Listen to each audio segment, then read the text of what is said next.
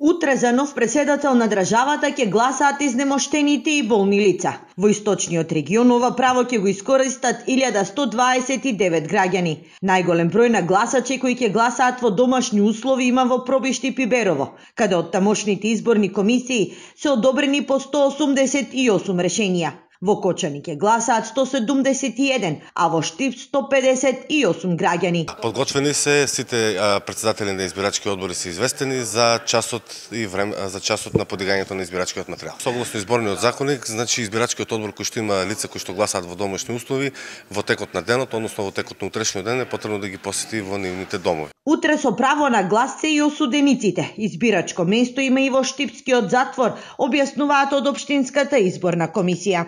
Утре се гласа и во КПД затвор Штип. Таму бројката е малку пообемна, бидејќи станува збор за лица кои што гласаат од територијата на целата држава. На седмите поред преседателски избори во Штип право на глас има 41.489, што е за 500 гласачи помалку од последниот избирачки циклус.